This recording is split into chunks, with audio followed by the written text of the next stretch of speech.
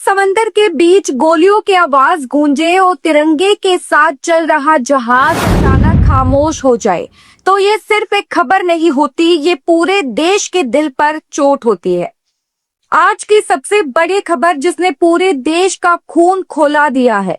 India की तरफ आ रहे एक जहाज पर बीच समंदर में हमला होता है, गोलियां चलती हैं और हमारे अपने भारतीय मर्चेंट नेवी ऑफिसर समेत 21 लोगों को बंधक बना लिया जाता है।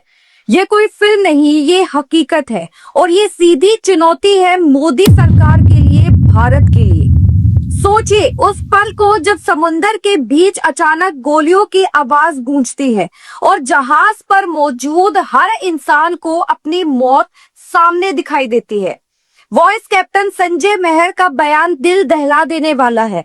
उन्होंने साफ कहा, जैसे ही फायरिंग शुरू हुई हम सब अंदर भागे, अपनी जान बचाने के लिए छिपे। उस वक्त किसी को नहीं पता था कि अगला पल जिंदगी देगा या मौत। ये घटना हुई है स्ट्रेट ऑफ हॉर्मुज में, दुनिया के सबसे संवेदनशील इलाकों में से एक, जहां पहले से ही तनाव चरम पर है। और इसी बीच इस्लामिक रिवॉल्यूशनरी गार्ड कॉर्प्स यानी IRGC ने इस कंटेनर जहाज को रोक लिया। पहले चेतावनी और फिर सीधे फायरिंग। साफ संदेश, अब यहाँ कानून नहीं सिर्फ ताकत चलेगी। अब जरा इस जहाज के बारे में भी जान लीजिए। इसका नाम है एपामिनोडिस, लाइबेरिया के झंडे वाले एक कमर्शियल कार्गो जहाज। ये जहाज सऊदी अरबिया से मुंद्रा पोर्ट की ओर आ रहा था, यानी एक सामान्य व्यापारिक मिशन। लेकिन अचानक ये मिशन बदल गया एक खतरनाक जियोपॉलिटिक्स गेम में और इस खेल का शिकार बन गए 21 मासूम क्रू मेंबर। इन 21 लोगों में भारत के संजय मेहर भी शामिल है। राजस्थान के श्री गंगानगर से 15 साल का अनुभव, लेकिन आज वो अनुभव भी इस खतरे के सामने छोटा पड़ गया।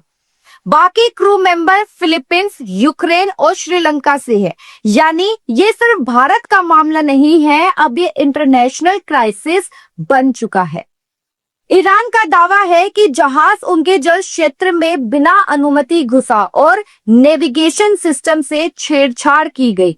लेकिन सवाल यही है, क्या इसका जवाब गोलियां है? क्या अंतरराष्ट्रीय कानून यही कहता है, या फिर ये एक सीधी सोची समझी ताकत दिखाने की चाल है? और मामला यहाँ खत्म नहीं होता।